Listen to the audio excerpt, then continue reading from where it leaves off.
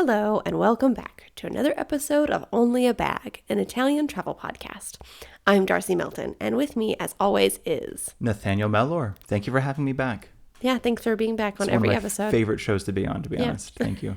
So what are we talking about today? So today we're talking about swimming among Roman ruins. Ooh, I like this. Yes, It's gonna be kind of fun. You should, because you did. You wrote an article about it. Actually, I did. So this is all acting for the folks listening at home. What are we doing? We're doing so basically. Well, because I guess I wrote this article like 8 months ago, 8 years ago. Good Lord, 8 months ago on swimming among Roman ruins, and I did all this research on it. And I didn't realize that I only had to fill like 800 words of an article kind of thing. Like it was supposed to be a very short article. And I'm over here like on 2,500 words. You were writing a short book. I was given history. I was like, okay, so the Magna Graecia, but it was still kind of fun. And you don't really like swimming among anything man-made underwater. No, I have, what is it, thalassophobia? I think so. You also have like just things in the like submechnophobia or whatever. It's just if you don't like the pool ladder, let alone the. Oh yeah, no. Is like that not the same anything. thing? I have no idea. I don't like man-made objects in water. When I was a kid, the the pool lines when you're swimming in the lanes. Yeah. Did those scare you too? I didn't like touching them. I always feel like I don't know why. I'm like I hate touching those. I didn't like seeing them. I had to close my eyes when I swam because like seeing it underwater freaked me out. I wonder if it's like one of those like remnants thing, like an uncanniness. Yeah, it's just like that's not supposed to be there because it's like I mean I don't know, people go exploring ships and for me that kind of I hate that's terrible. I don't like that kind of freaks me out. Yeah. So trigger warning: if this is going to scare you, skip to the next episode or go back and listen to our previous ones. Just re-listen. Yeah. And then before we get too started, I just want to say thank you to everyone who's following us, who's subscribed, who's following, I think. Yeah. We both I think really appreciate it. I don't want to speak for you. Absolutely. No, we just found that I think I already mentioned this in the last one or maybe just this one, but I didn't realize like you keep telling people to follow us on Apple, and because we publish this on Spotify, I thought Spotify would have like all the followers you have on all platforms, and I realized it doesn't count the followers from any platform besides Spotify. So we just found like I think 80 people are following us on Apple, which I thought was really very kind of everybody. Thank you so much. We have I think people had left reviews both on Spotify and on Apple. I don't know where else people are listening because it's also like I think my analytics are, I mean not mine, Spotify's just say people are listening on web browser, and I don't know what that means because it's not like our website that you guys are listening on. So I don't know if it's like Stitcher or Castbox or iHeart. I have no idea. I don't know where people listen to things. So with that being said, or it could just be, I guess you could be in your browser on Spotify. It could maybe just be tracking the Spotify app versus the... I have no idea how any of it works. Yeah. So with that being said, thank you all so much for following us, for leaving reviews. We deeply, deeply appreciate it.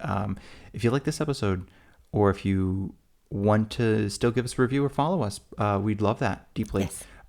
So without further ado, let's get started. Yeah. I do also want to say that we're coming out slightly later with this episode because we are re-recording. We are, yes. Some of us, some of the two of us forgot to turn their microphone up.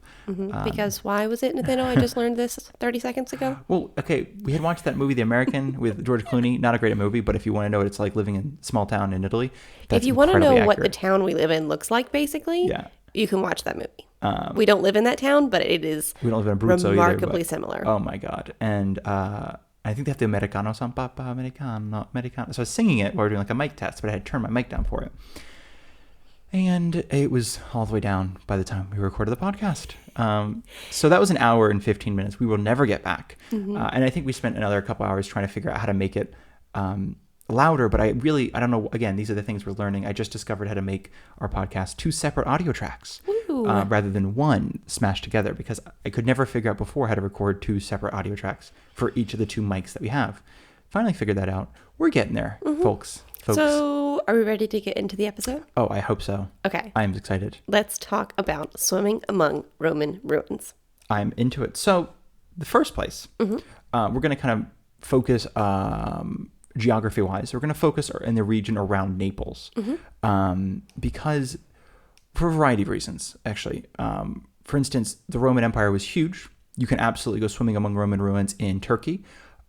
Greece, I believe, either Lebanon or Jordan has some Roman ruins.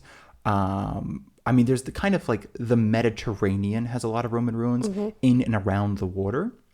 Yeah, they had great architecture, but they like to build on maybe As not the close most to the stable water as land. possible. Yeah. They were like, is this sand? We should build on sand. This is good stuff. So I think that was their building hypothesis. There's also like Ostia Antica, if we've talked about this a million times, but outside of Rome it's a ruins of a town called Ostia Antica. There's still Ostia, which is where the beach is, and Ostia Antica used to be the port some thousands of years ago.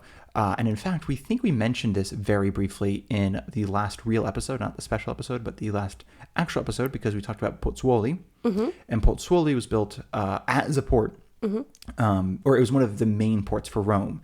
And under Emperor Nero, he wanted to build Ostia. He wants a port closer to Rome. So they built Ostia, which ended up being sort of the decline of Pozzuoli, which was kind of interesting because it would have been probably... I feel like it's one of those things that would have rivaled Naples, basically, if not had been bigger than Naples.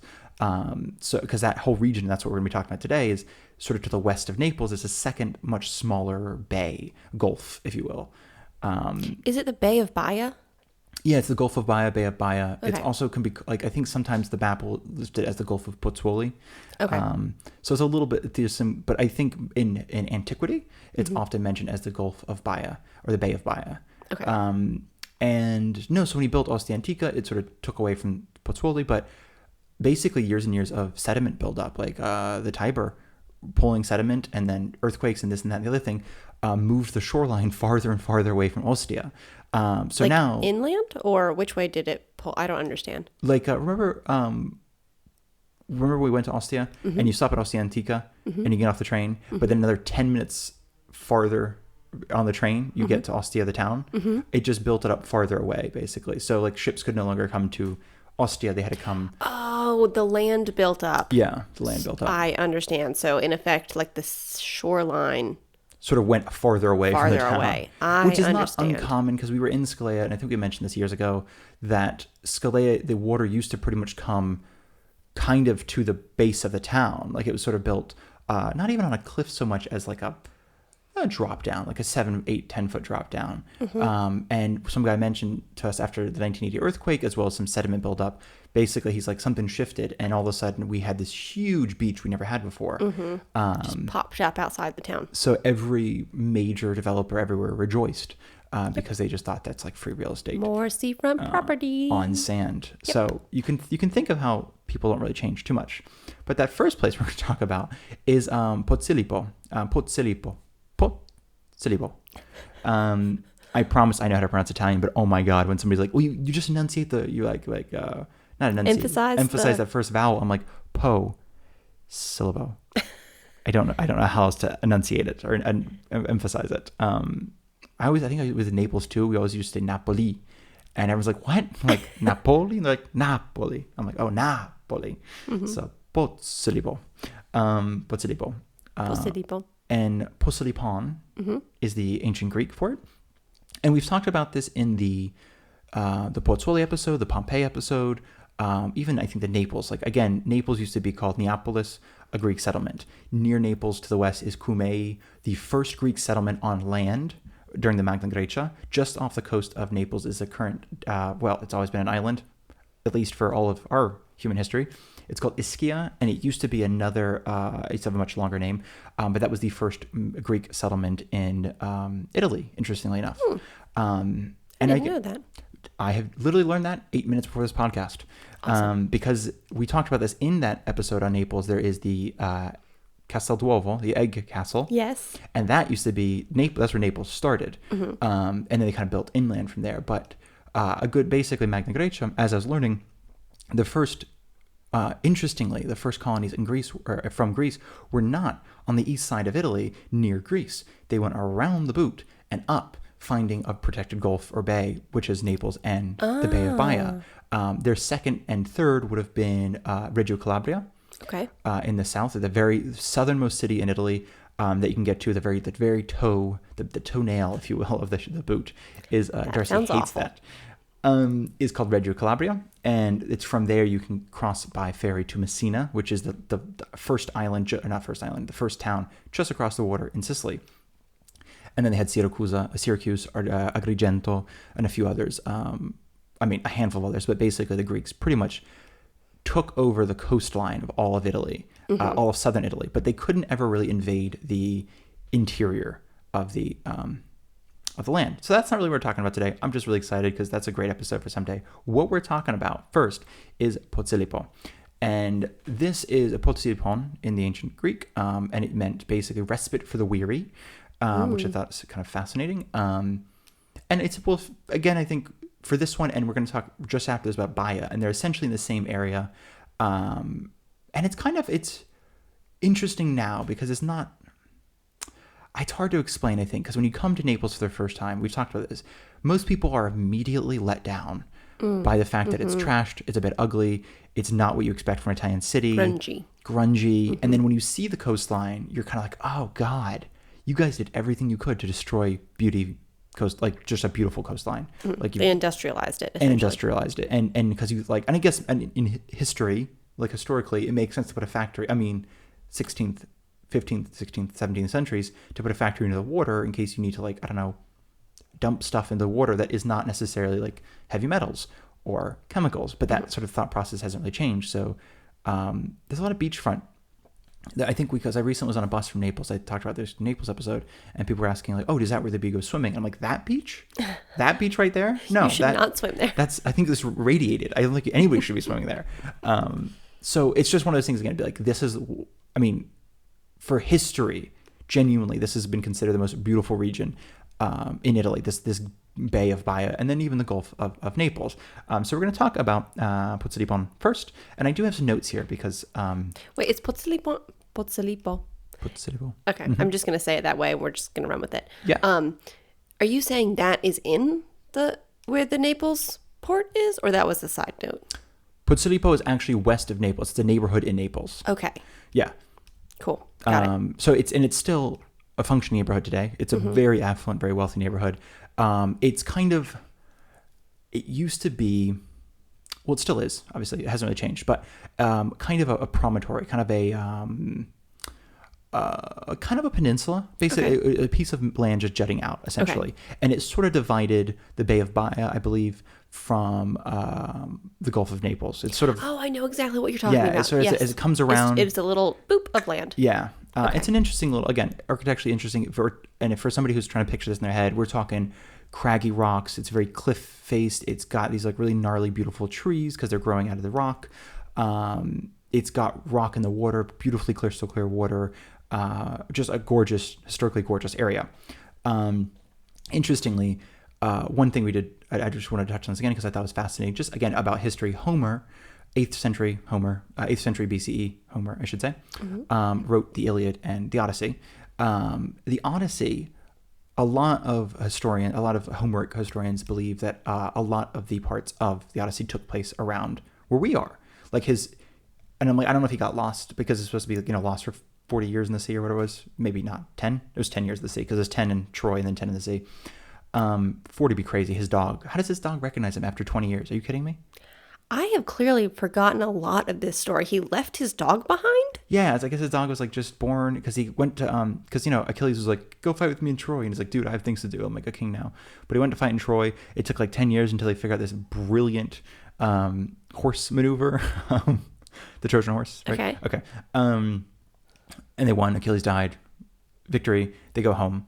But Odysseus had the Odyssey, which was, it took him 10 years to get home. He landed in the land of Cyclops. He met, I think, like, what is it? Hecate? Not Hecate. She's the goddess of magic. Not Cicero, Circe on some island, basically traps men, can't get off kind of thing. I do remember that part. There's a lot of these from the movie. Phenomenal. There was all these little trials and tribulations to get home. And he's going to come up again, actually, in this podcast episode. But this guy, Victor Berard, he's a French Homeric historian. I think 18th to 19th century, maybe 19th to 20th century. There's a photograph of him, so it's probably 19th to 20th century. He believes, with all the evidence, that basically Poseidon was where the Cyclops lived in Homer's Odyssey. Amazing. I thought that was fascinating. And we actually live quite close to this coast, the Cilento coast, is basically here and there is where other bits of what he think happened, like little islands off of it, or just, again, not even islands, but it's like just these protected coves you can only get to by boat. So I thought that was fascinating. But going back into history, Pousselipoon is currently really well known. Well, Pousselipoon is famous for being an affluent neighborhood, but historically, it has a really beautiful, fairly intact villa. It's got like this tunnel. I think it's called Hadrian's Tunnel, actually, or no, Vargin's Tunnel, Hadrian's Tunnel, something like that. I should have written that note. I only say it because it's this really interesting, long covered tunnel into the cliff. And Is it like a naturally occurring thing? No, or it's somebody they built it. when they built the villa. The villa belonged originally to Vettius Pollio, Pollio, Pollio, not like the virus. Yeah, I'm like disease. I don't know what that is. Virus, right? I think Viral. so. Interesting guy. Equestrian statesman in Greece, not Greece. We're not talking about Rome. Very good personal friend of Emperor Augustus. Widely known for his opulent tastes and his ruthlessness, I think is what they have put it. His sort of. Is this the guy we need to give a trigger warning for? This is the trigger warning guy. Okay, trigger warning. Skip ahead a little bit because this part is going to get a little slightly gruesome. Yeah, I think it's slightly gruesome. So he's known for having a pit of lamprey eels. Awful. Well, and I was going to have a photo to show you, but I decided not to. But they have kind of an interesting circular mouth. They're freshwater. The river eels, they have a little circular mouth. They have a bunch of teeth, but they latch onto you with all these sort of circular teeth, and they have this little tongue that bores a hole in your skin and sucks out the blood. So it's a horrific way to die. An absolutely horrific way to die. Oh, but then why would someone die this way if they're just, pets in his, exactly. eel pool? Oh my God. So this is basically, this is his main way of like basically punishing these people he had enslaved. Anyone who disappointed him, he was like, you're going to go to the lampreys, and it became like known, like that was like he's just known for it. And it's interesting because he was kind of a known guy. Like even Ovid had written that this villa he'd built is basically a city. He's like, it's as large as a city. It's this massive villa. Miles and miles long. It's wide. It's huge. It's got baths. It's got this. It's like. And his pool of eels. And he would invite people. And Augustus once came, and they're dining as friends do. And one of the slaves breaks a crystal glass, belonging obviously to Vettius. And the slave is like, I know what's coming. So he throws himself at the feet of Augustus, and he's like, please, for the love of everything that's holy, Zeus and Hera and all above, please don't throw me to the eels. Like, kill me in any other way than the eels. Augustus, I guess, had been like not hearing of the eels. So he's like, wait, what eels? Finds out about the eels.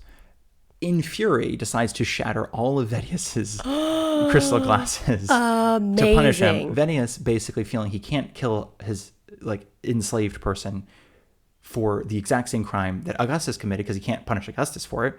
So he decides he can't basically punish the slave. Augustus then fills in the lamprey pool with dirt. I'm kind of hoping he releases the lamprey eels. I'm like, it's not their fault. Yeah. But he fills in this pool. So seems like a halfway decent person, at least in this story. So. Yeah. Well, it's actually studying a lot of ethics classes because he's an interesting. Augustus is kind of one of those interesting figures where not super because Roman emperors typically are not super. But then again, there's this sort of like, but he understands when like a line is crossed. It's at least one redeeming story about him. And there's some conflicting whether or not like he freed the slave kind of thing, or if he's just like, yeah, sorry, I'm actually gonna have to bounce, but like good luck with the rest of your life.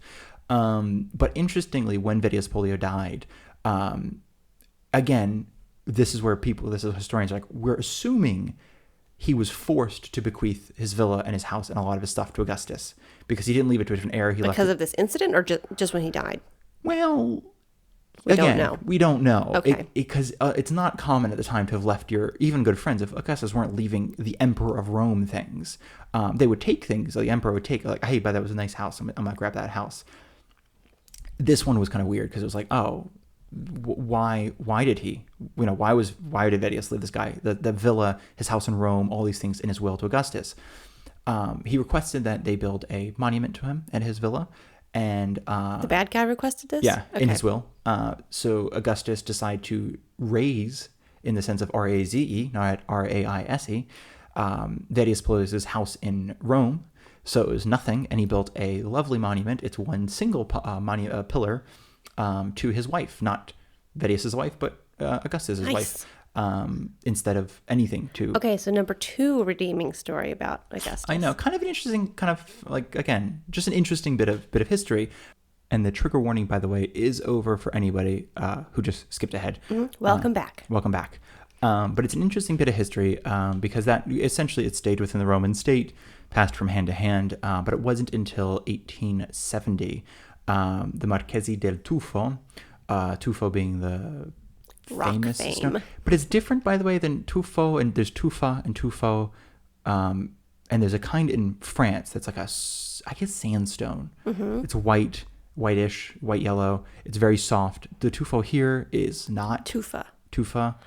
They do call it Tufa here, so maybe he's not related. He might not be related, but it's also they're two different stones. If you hear, because I think they're both Tufo or Tufa. I think because we looked it up, and one's Tufa like, is what's used in like the Forum and many of the Roman. It's like structures. volcanic, right?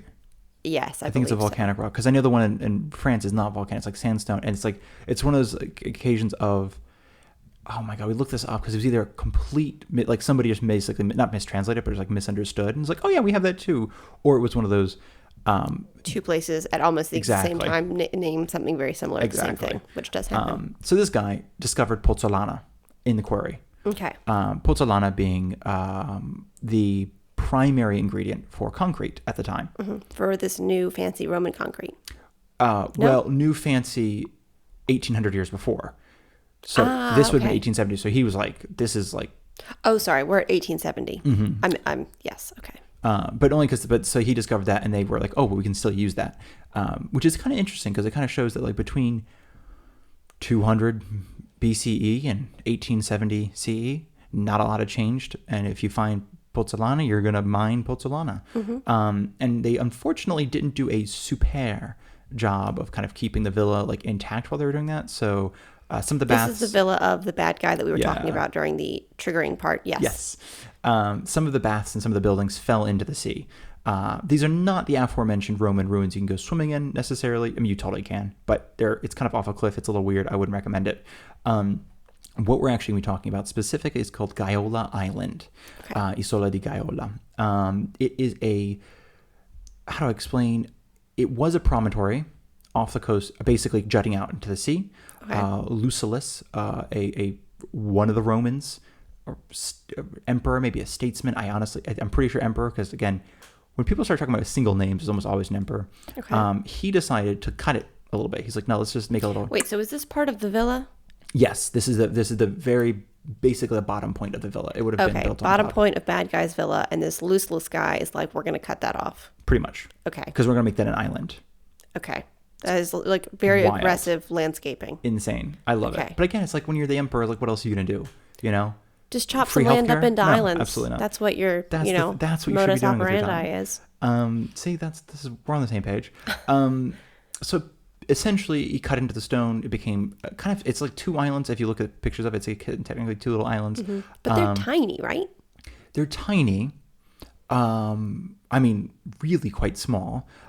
They are maybe 4 swimming strokes off the coast of Naples. Again, we're still in the Pozzolipo neighborhood. So literally you can walk through the neighborhood, come to the coast, see the beach, see the islands. And you know, you're like, oh, barely islands. Like it's only islands, I think too, because this is the Mediterranean still technically. So there's not a lot of high tide, low tide thing. I think if it's like Atlantic or Pacific, you'd like, those are islands only at high tide, but because here it's high tide. Only at low tide. Yes, islands at only high at low tide. tide. They would be gone. Right. Okay. Only islands at low tide. Well, they wouldn't be gone, but they would be under the sea. No, I mean they're quite tall islands. They're like 40 meters high, 30 meters high. So why would they not be islands when the tide changed? Oh, just because the bit like if I'm saying if it's low tide, there'd still be the sand connecting them.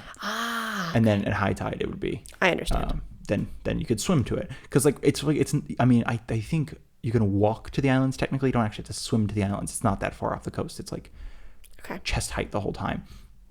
16th century, they basically was a site. There's a quote, some historians saying this island was littered with Roman factories, which again, as you mentioned, is quite small. So it's like, how does littered with Roman factories look like.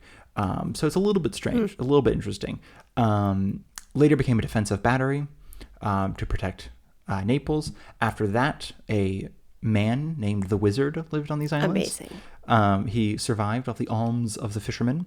Okay, we talked about this we're going to say off mic, we talked about this. In the episode we have to delete because somebody's mic wasn't on? Yes. Yes, okay. So this person says that they were a wizard, right? But I think we should call the Wizard. Okay, he was called the Wizard, but he couldn't catch his own fish. Yeah, I don't know.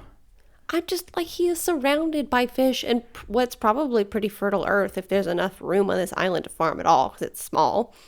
Might be. I don't know. The pictures make it look there's not much. Okay, but at least there's fish around. Dirt, his whole house, yes, living space, yes, is surrounded by sea. Yes. And he survived on the alms of the fishermen. I think it was kind of like also one of those like a minor deity figure. People were like, we should like give him some fish because you never know what this wizard's going to do. Okay, I don't know. I'm curious about this part of the story. I don't think he bought the island either. He just lived in the island. Mm-hmm. Well, he's a wizard. Why would he need to buy it? That's because Nelson Foley bought it from whoever owned it when the wizard was living there. I didn't care if the wizard ended up dying. Nelson Foley is not that interesting, but he maybe is a fascinating guy. I don't know. But I only put him in here because he's Arthur Conan Doyle's brother-in-law.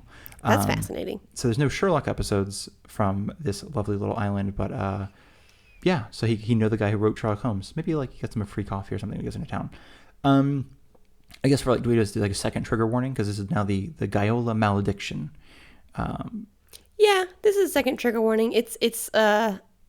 More just depressing than anything else. Yes. But essentially from kind of the late 1800s, a lot of Napolitano believe this island fell under some sort of curse, essentially.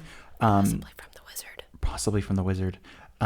Essentially, everybody who has then owned the island is either died or has had terrible things happen to them after purchasing the island. The first was a Swiss guy named Hans. He was found dead in a rug. His wife was found dead in the water a couple months later. But he was dead in a rug, right? You said like off the island. Yeah, like rolled up off the island in a rug.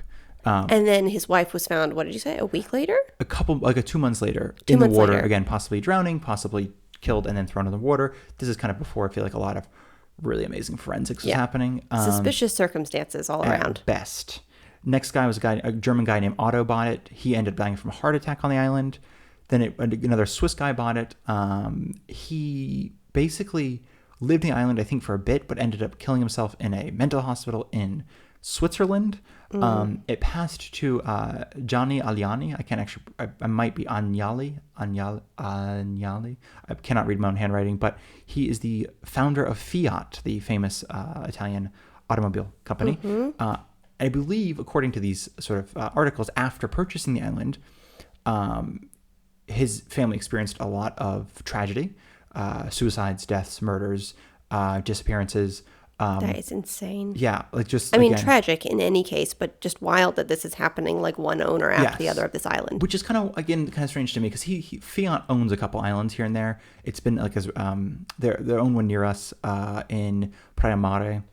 Yeah, they do. What's up with that? It's like, I think it's this little resort island, like, we'll go and we'll have it because they have little like houses there.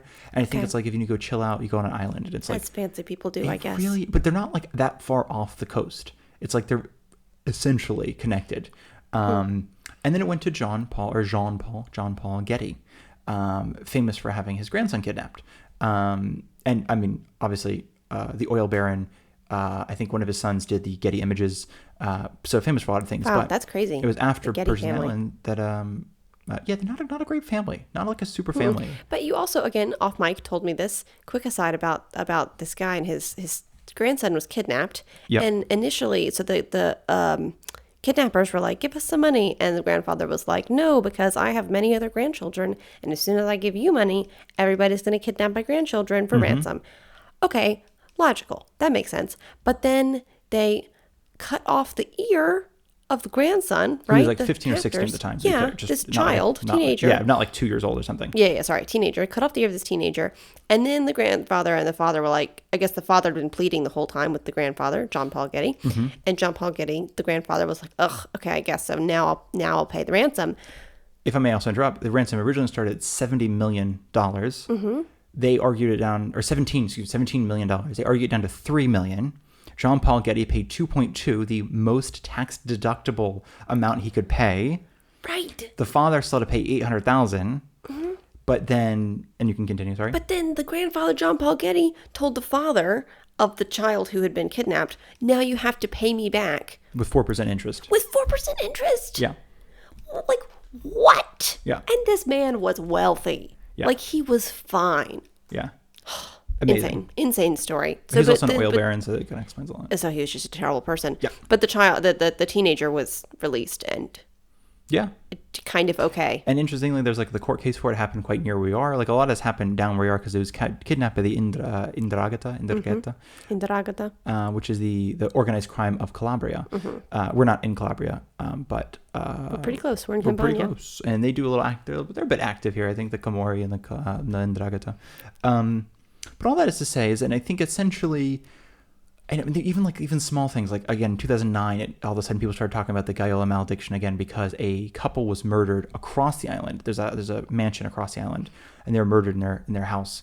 So everyone's like, oh my God, is it spreading? I hope that's not like instead of police work they blame the malediction. I hope there's police work happening, and then also people like to talk about the malediction. They're very superstitious here, I will say. We talked about that in the South in magic. It's like there's a lot of witches and But I evil mean, eye. since the magician, since somebody lived on the island who was called the wizard. Yeah. And then since then, I'm not saying it was this person's fault, but they were just there. And then since that point, people have been dying in relation to this island. I mean, I believe it. I'm very superstitious, but I'm just saying I'm not going to go to that island. Well, not to mention though, it was the Vettius Polius is part of his villa, so I'm like, it's been for years. It's been some terrible trigger guy. Yeah. So all that is to say, what you can see today on the island itself, there's a villa, there's a bridge, there's some stairs going down into the water, and there's still a portion of Vettius Polius's villa in the water. Basically, it's a mosaic flooring. It's some stone floors, marble floors. There's parts of colonnades and columns. And there's bits of ruins even just around there. Again, they kind of fell into the water after earthquakes, this, that, the other thing. They're not that far away again from the land. The only issue is that beach is only open in the summer. So you have to go in the summer, and it's a kind of a crowded-ish beach because it's quite small, and a lot of the wealthy Napolitano tend to go there. But it should be a free beach. It's also protected, so there's a bit of rules around it. That's technically called the Underwater Archaeological Park of Gaiola, because there's two, and actually we're going to talk about the next one in 2 seconds.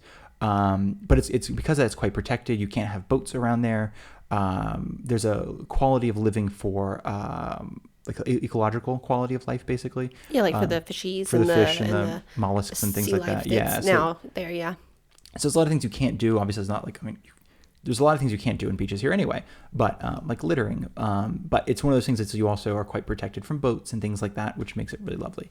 You're just not protected from the curse. Exactly. So if you like curses and you like swimming and you like mansions in the water, that's kind of a cool one to check out. That's the best place for you. If you like all of those things, you have to visit. And so the next one we're going to talk about is actually kind of a little to the west of that, in the Bay of Baia. It is called Baia. No kidding. No kidding. Baia, I think, is the Greek for it, ancient Greek. And again, so this would have been Cumaea, would have been a little bit northwest of it on, again, kind of just on the Mediterranean, and this would have been a little southeast on the actual bay. Okay.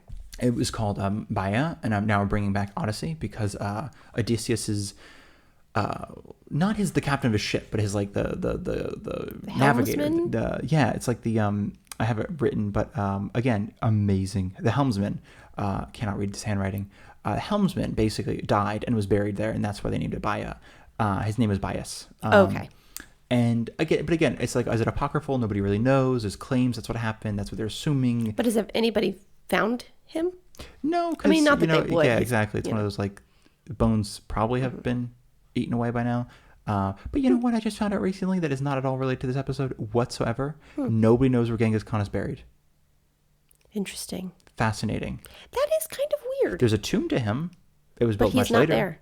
And in fact, when he died, under suspicious circumstances, nobody really knows how, because he wasn't released, a group of people brought him back to Mongolia to bury him, killed anybody on the way who saw them coming, basically.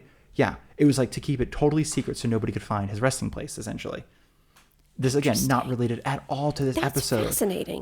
But it's just things that's fascinating where it's like there was, because I think Alexander the Great was always an interesting one for me because he was put in a tomb, not a tomb, not a mausoleum, a coffin, a stone coffin, but filled with honey to preserve him.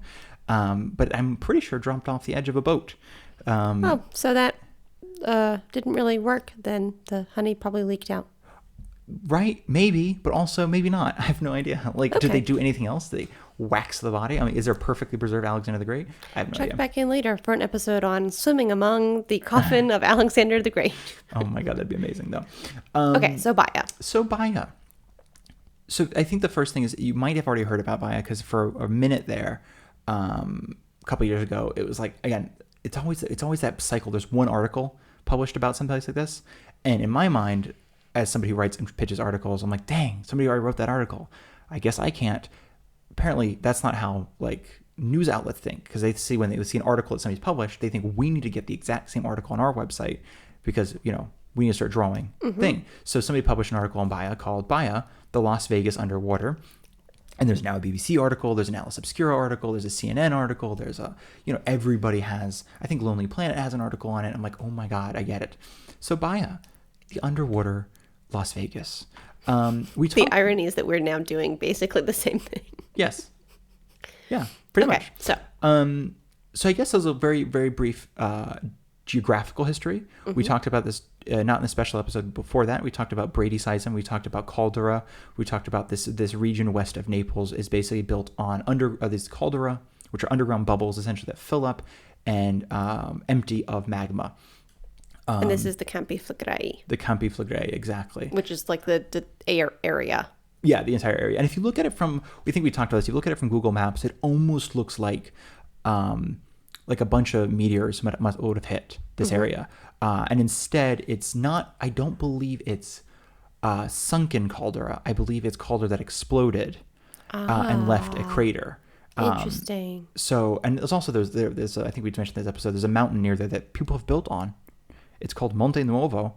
It didn't exist 500 years ago. And they're like, we should build on this new mountain.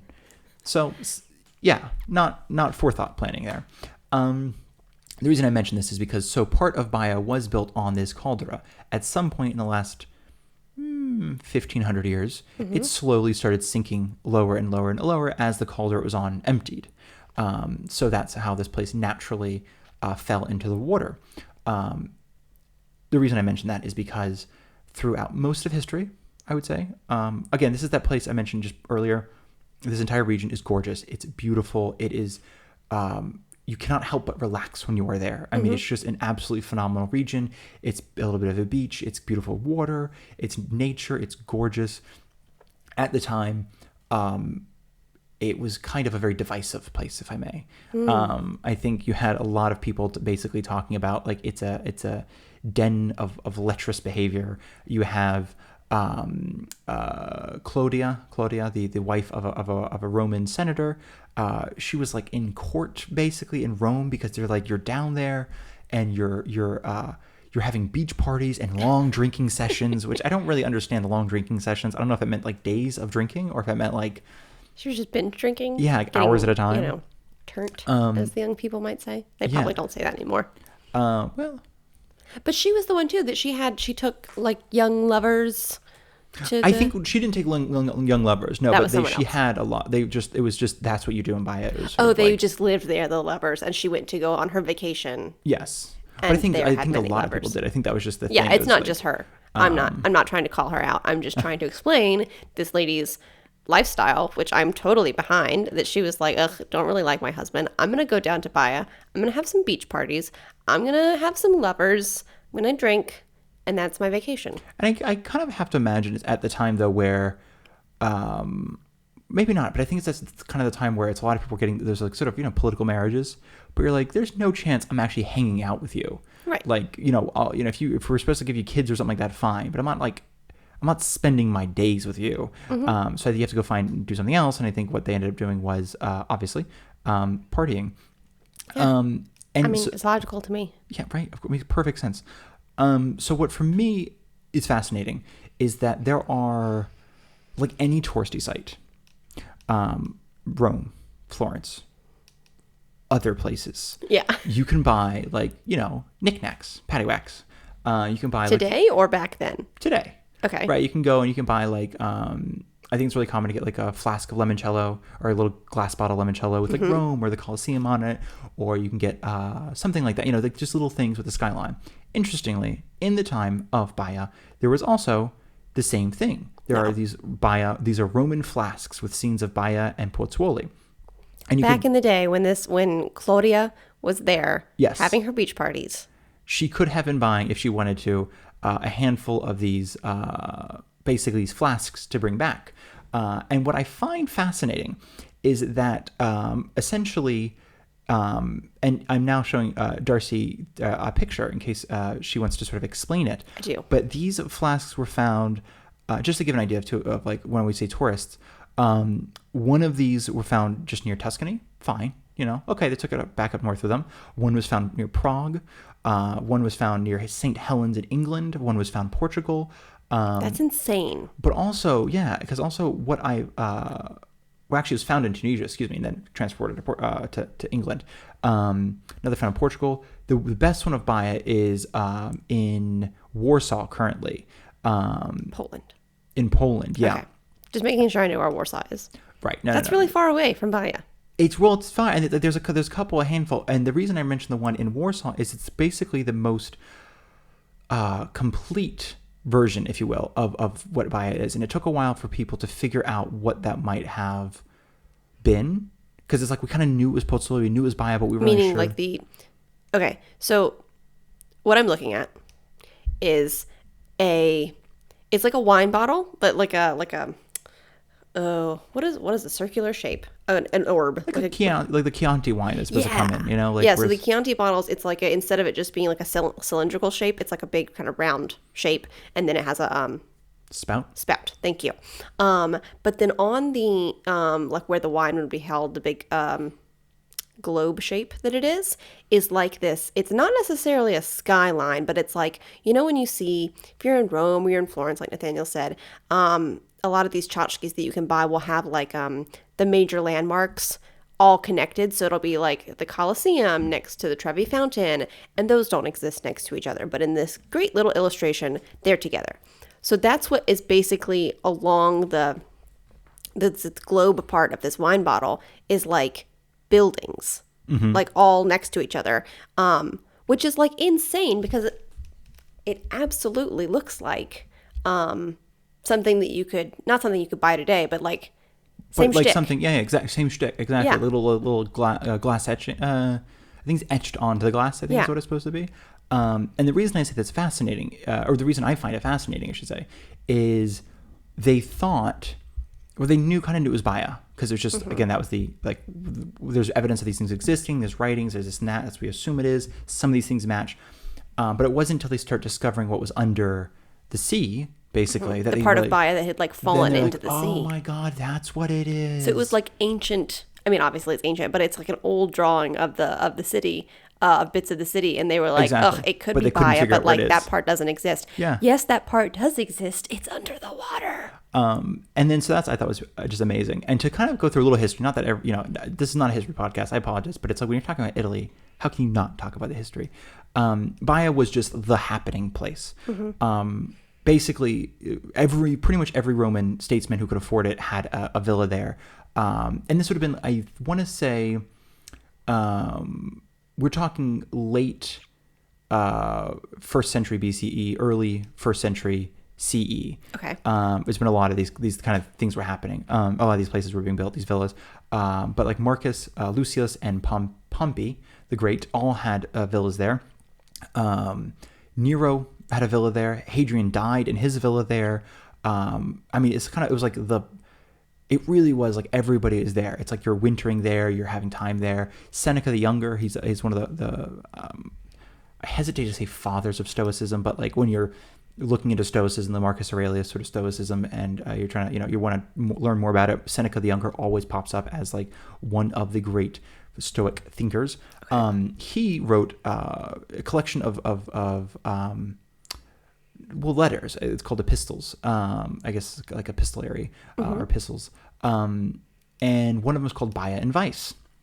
And he basically is making this argument that Baia and Vice are interchangeable. He went there once. Within hours he wanted to leave. And he was like, I was like physically repulsed by Baia. Just a grumpy little tourist. He's just a grumpy tourist. He's like, I don't know what I saw down there, and I never want to see it again. He also what a fuddy-duddy. I know. I love it though. I kind of like it though because it's. I mean, I like that just the idea that like again, people don't change that much. Yeah. This is 2,000 years ago, and we're thinking like. I mean, because now I think things can get pretty hedonistic, you know, it's like you're going to go somewhere and you're like, okay, Las Vegas, or I mean, you can assume it's going to be, or like from movies, you can assume it's going to be kind of crazy, or like, I think that's what people assume Burning Man is or something like that, you know, it's like, oh, it's just going to be drugs and like naked. I don't know if I can say, this is rated clean, so I don't know. Like debauchery? Debauchery, there we go. I'm like, okay. I don't want to say anything that would make it not clean. But he was talking about how Hannibal, the great Carthaginian general, you know, came over the Alps with the elephants, brilliant thinker, blah, blah, blah, spent a winter in Baia and was conquered by his vices.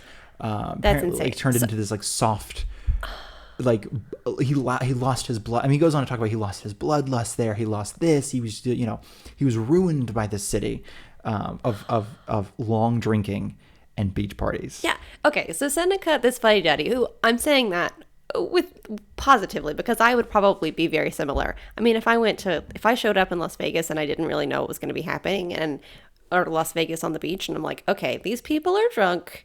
They're all having like sex parties and it's like loud and debaucherous. Okay, I might also want to get back on the train after a couple hours there. That's not my scene. Personally, I support that lifestyle, but I don't really want to be there. I get it. But I love that Seneca was like, okay, Hannibal, who used to be this bloodlusty, war-mongering person who brought elephants over the Alps. This man was like, how can we do war differently? Yeah, exactly. I'm going to bring elephants over the Alps. Brilliant thinker. Went to Baia and just chilled. He was like, wow, I had no idea. He's like, I had life all wrong. Yeah. This is kind of what's wild to me. Insane. I feel like if they had the slogan "Make love, not war," they absolutely would have thrown on a T-shirt or a toga or something back then. They might have. We just don't know. They really might. They had tchotchkes that people were clearly buying and bringing back home with them. There's got to be like the little remember their Latin script parties on the beach. There's also, just for again a little bit of history. There's a great story. At the time he was not an emperor, but Caligula was sort of set to be emperor, but or vying for emperor position. And an astronomer basically said, you have as much a chance as being emperor as you do of riding a horse across the Bay of Baia.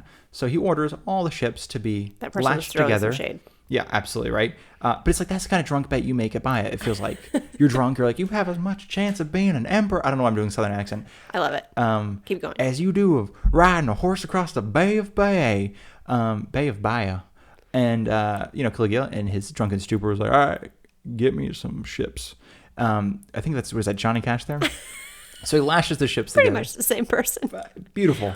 Lashes the ships together, fills them with sand, puts some places to take a nap along the way and some water stations for his horse, and rides his horse across the Bay of Baia from Baia to Pozzuoli, 3 miles long. Absolutely insane. And again, it's one of the things that you think is like apocryphal, like, I know, but like there's so many accounts of it happening written by other people and historians that everyone's like, oh my God, this actually happened.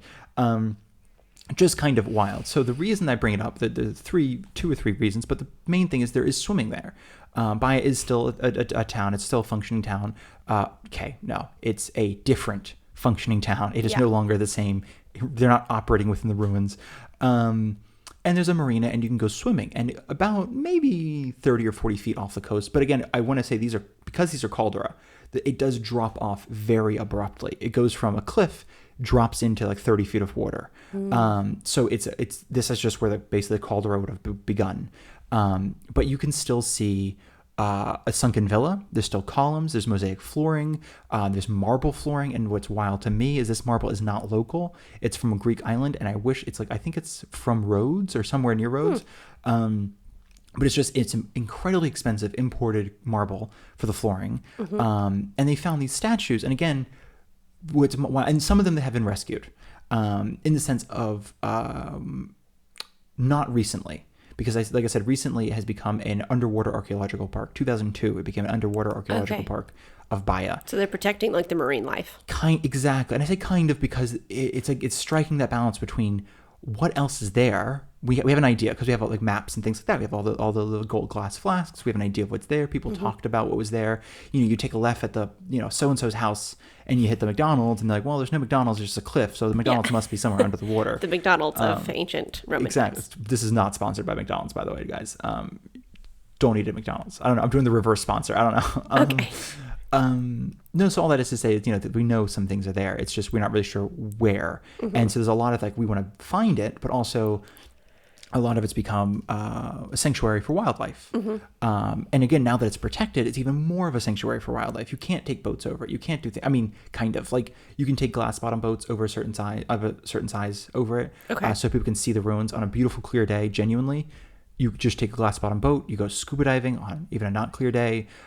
It's popular for drone photography because on a nice clear day without too much with like more of a placid. If the surface is a bit placid, you can take drone shots from above and you can see the layout. But again, it very quickly gets deeper, so you can see part of it, but then for the rest of it, you do need kind of scuba gear. But if you want to basically, if you're interested in swimming and you want to kind of go check out some Roman ruins while you're swimming, this is probably the most complete set of Roman ruins that we have under the water. Again, summer is probably the best time to do it. The other thing I wanted to mention, just for anybody who's interested in history, if you're not, skip ahead to Sorrento. But as a one last bit, there's plenty of Baia still standing. You can absolutely go visit. There is a museum there. It's gorgeous. They have some of the rescued sculptures. Some of them are really just quite gorgeous in a very natural sense because, again, it's like you imagine David or something like that, like the statue of David. And imagine like half of David is still pristine, untouched as is normal. But then the other half of David is like eaten away, has mollusk holes, it's been rubbed smooth by the water, and it's because they found it sort of either head first or whatever it is in the sand. Oh my God. Around. So it's like half in the water where animals and fish and things could get to it, and then the other half was buried in the sand and preserved. Where I guess, and I think just things didn't want to like bury into it. That's crazy. So it's kind of this really beautiful. They rescued a lot of like parts of it, but again, it's like that choice to be like at a certain point, you just disrupt everything by taking all that away. It's a big archaeological question.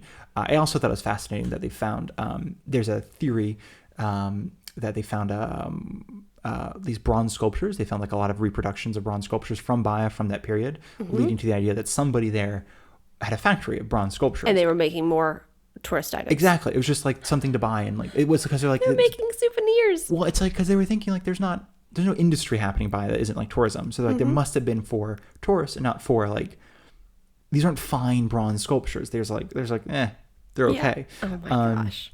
But the thing I wanted to mention is of the part of existing Baia, there's still 3 temples. Temple of Saturn, Temple of Mercury, and Temple of Diana. Not Saturn, Temple of Venus, Mercury, and Diana. I thought Venus was in there somewhere. Okay, so Venus, Mercury, and Diana. Yeah. And it's fast. I mean, if you want to still see, like, again, these sort of really early Roman temples, that's absolutely where you go. Hilariously, they were named in like the 1800s or 1700s, so people call them the temples of so-and-so. They're not temples, remotely. If I'm not mistaken, again, I apologize, the paper sign, y'all. You had basically... If I'm not mistaken, the Temple of Mercury is a frigidarium. It's a cold water pool, basically. So when I heard frigidarium, I did think it was the giant refrigerator for the town. Could be that too. It could be that. I'm not a historian, but You never know. It was the cold water pool. Is what we're assuming now.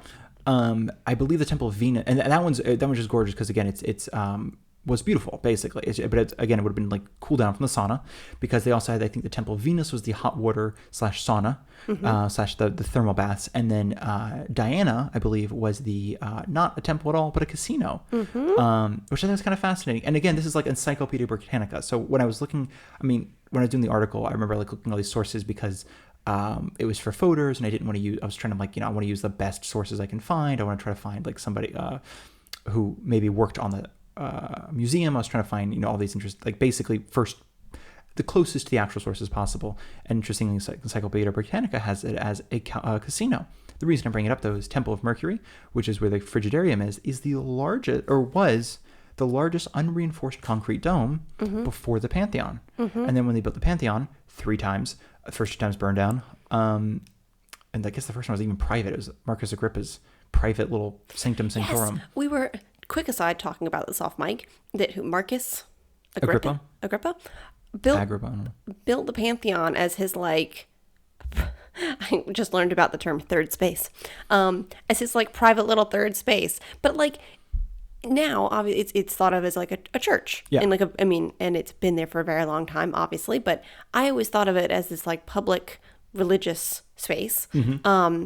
But it wasn't. This man built it, and he's like, I'm just going to go talk to the gods. But they don't want to talk to you. They're really just for me. So I'm just going to go talk to the gods now. But bye.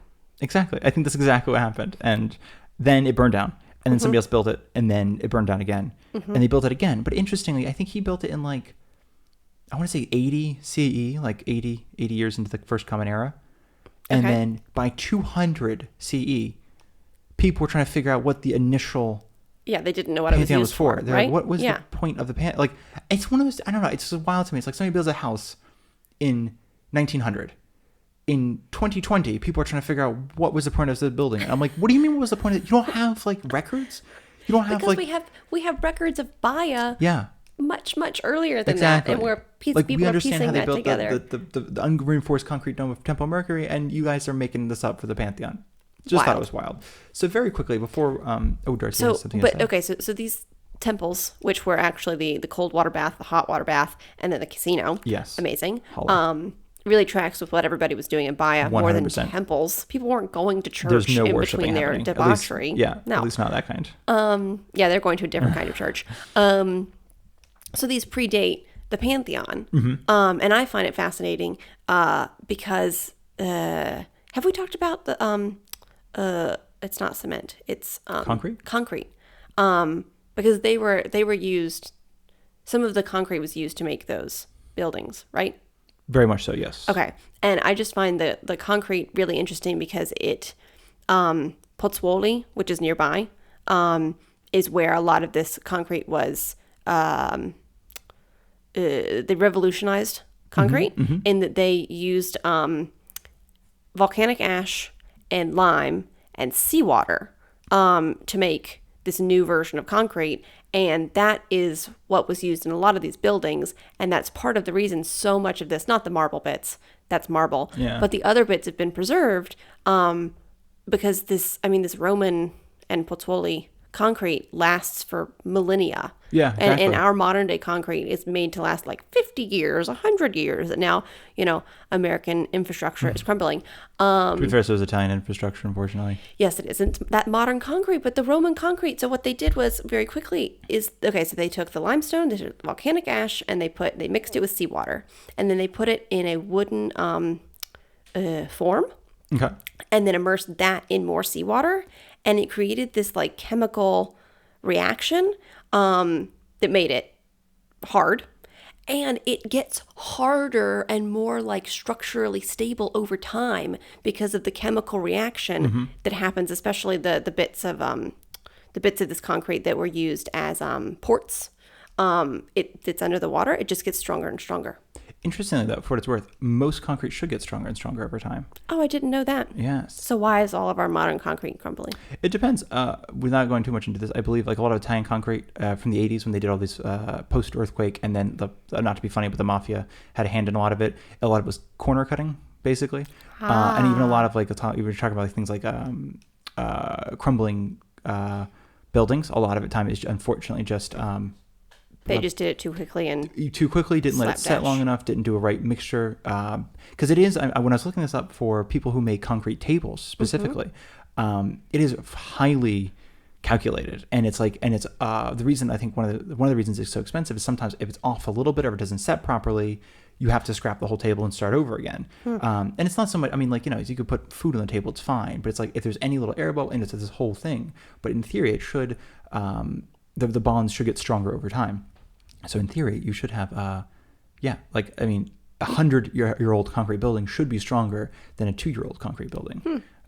But it becomes other kind of questions of like here, either way, it's not super because earthquakes. So it's there's actually, and I'm going to shut up about this. But interesting here, it's still I can't remember the time, but it's basically the dry construction. used to be popular. So not using any concrete, but basically just stacking stones together, dry. And then I think at some point they did. You have 500 or 600 or 700-year-old buildings here that do have concrete that are, have some sort of thing. But by and large, it was just stuck together, mud, reeds, that kind of thing, but a lot of stones. And then it just stuck over the top and called it a day.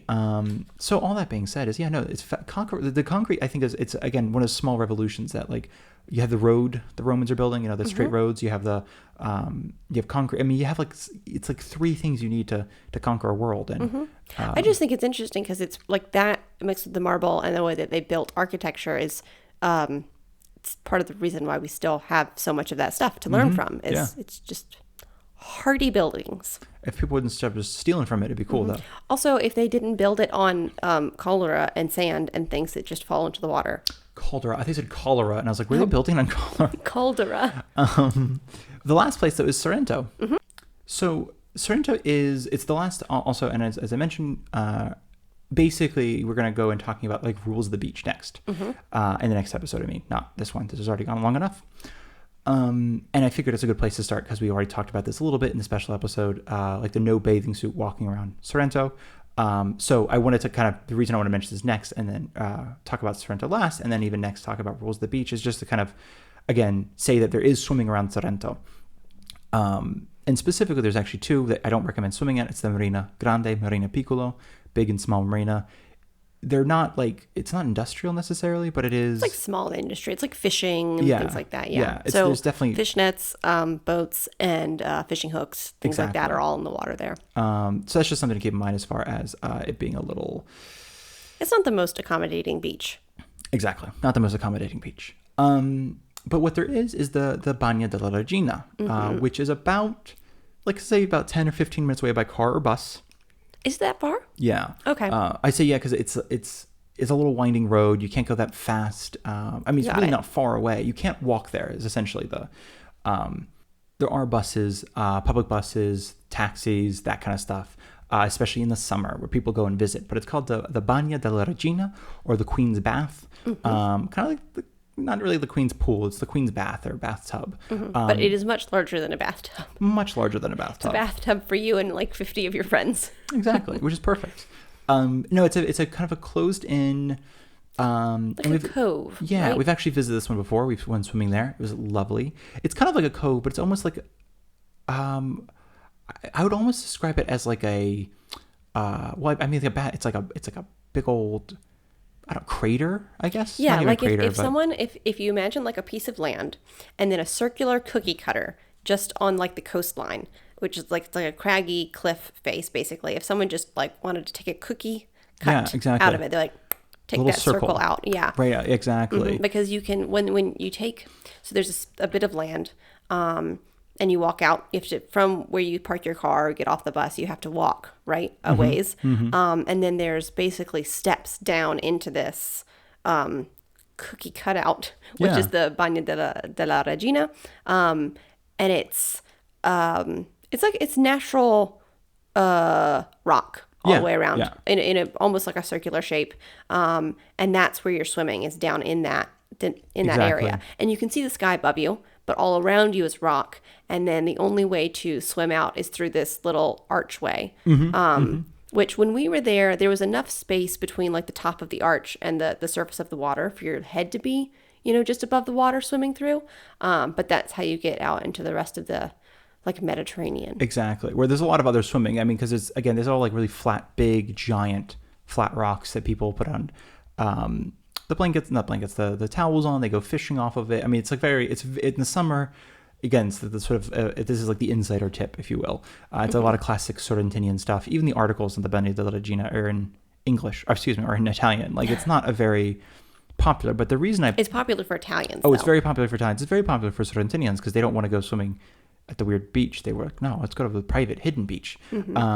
And I mentioned this one because Pollio Felice, a Roman senator, statesman, had built a villa on this promontory at one point, where basically this is kind of the westernmost edge of so the Amalfi Coast is the south, the Sorrentinian coast is the north of the exact same peninsula. And you go all the way out on the peninsula, as far as you can go is where you hit basically the Bagno della Regina. That's essentially. So he built his villa right there, essentially right where it pokes out. And while most of the villa, unfortunately, is gone today, you can still see the floor. It's like I think there's a lot of confusion as what he used that hole for. Was it there naturally? Did he somehow build the hole? Did he find it and think it was beautiful, so like created something around it? Because you told me off mic that there's like we're going to talk about this inside of this hole, like where you're swimming. There's rocks along the wall that are like. It's part of like the old wall of the villa, basically. Yeah, so it's like there's a natural rock wall, but then part of the villa has been, man-made in this Bagno della Regina. And I think that's the question, because it's like, was it originally something that this here I'll show Darcy a little photo. Actually, I take it back too, that arch does have space to swim through. It does. Okay, maybe the tide was quite high when we were there. I think we went when the tide was quite high. Okay. But it's essentially like a little tidal pool, almost is a good way to describe the bagno itself. It's like a cove, a tidal pool, something like that. But you can see in the photo.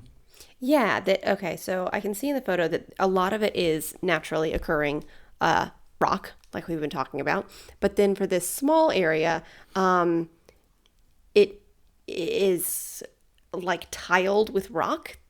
Tile is maybe not the right word to use, but it's stacked stone on top of stone in a very clearly a human was trying to create some sort of structure along that rock wall. And it's my guess. I mean, like, I'm not an archaeologist at all, but my assumption is that it is like it was something, possibly a staircase or possibly a bathhouse or something like that. And then he used it as some nice little benches to chill out on. Like, and that's the thing, because around it, though, would have been a lot around it would have been the rest of the villa. So it's a little bit kind of confusing to know, like, where did it start, where did it end? And the only reason we put this one last is because while technically, and here you can actually see, I'm going to give Darcy another photo if she wants to describe it, what it looks like above. It's actually, I take it back. I thought it was more of a circle. It is not. It's a triangle, the cove. So from above, the cove's actually a bit of a triangle rather than a circle. It is, yeah. And you can also when you're inside of it, it really looks circular. I know, right? I thought it really did. So above it is very, very triangular. But also you can see the villa. The remnants of the villa also like along that area. Wow, this is a big villa he had. Yeah, so you can see basically, to describe the photo, you can see the wall, like basically where the walls are. They're still built up a little bit. You can see the floor, and you can see how it extends all the way to the Bagno della Regina. And so in theory, again, the one of the assumptions is that he just simply had used it as a private swimming pool, a bath, maybe kept food there, like ideally fish, not anything weird. Well, because I'm thinking like that's what people even here did, like if like the Certosa, they had a like pond to keep fish here. Yes. So it was like it could be a thing just as a way to not having to go fish every night, but you're like I'm raising fish. It's called the Bagno della Regina though because 1370s to 1430s, the Queen of Naples would come down every summer. Pretty recently, I thought it was older than that. I thought her reign was older than that. No, only 600 years ago, give or take. Which is very recent for Italy. But she came down. She had a group of young lovers, and it's a little unclear as if they were young the entire time. So like between when she started coming down, I think in her 20s all the way to her 70s or 80s, if they're young the entire time, or if it was the same group of lovers that just got older with her. It's a little unclear. The history there is unclear, but the in town people will tell you, like, oh, she used to come down here every summer, as if they like met her. Yeah. She used to come down here every summer, and she would bring her all these lovers, and they'd have fun in the water, and they would do this and they would do that. And then so it started becoming called the Bagno della Regina. And it's just like, I think we put it last because again, it's technically Roman ruins. It's technically got this beautiful wall built up. You can absolutely go explore the ruins after that. But it's also just kind of a really relaxing, beautifully chill space, very untouched. I think it's you get that feeling of why people might have originally built towns in this area, because it's just quite untouched, gorgeous. And that's everything. Those are 3 Roman ruins in Italy that you can go swimming in. And in the next episode, we will talk about kind of not beach rules, but what to expect going to the beach. Yeah, beach culture. Beach culture, what you can do at beaches, what you can't do, that kind of stuff. Mostly just, don't trash the beach, but we'll get into that later. Is there anything else? That's it. Fantastic. Thank you all so much for listening to this long-winded hour and 10-minute long podcast. We are trying to keep them to 45 minutes, so not going so well. We're trying. But hopefully that was some interesting information. Yes. It was a lot of stuff that I didn't know until Nathaniel told me all these things, all these wild, haunted, cursed islands and creepy statues underwater. They're only creepy because I find statues underwater creepy. So, but also too, I think about this. We're going to start doing more later. Is each presenting, I think, some because we both know a lot about Italy, but I realized it's a lot more fun because even the last one, you told me a lot of stuff I didn't know about. So I think this is more of a fun way to do it because we all seem like we're learning. Yeah, absolutely. It takes a lot of brains for us to all learn stuff. So yeah, we divide and conquer. There you go, like the Romans did. Okay, I don't want to conquer like the Romans did. But no, that's their expression. Conquering information. There you go. Interesting. Thank you all so much for listening. If you enjoyed it, please follow and leave a rating. It does genuinely help. So it really does. Yeah, we really appreciate when you do. Tell a friend if they're going to Italy. If we're too long-winded for them, let us know, and we'll send them an article instead.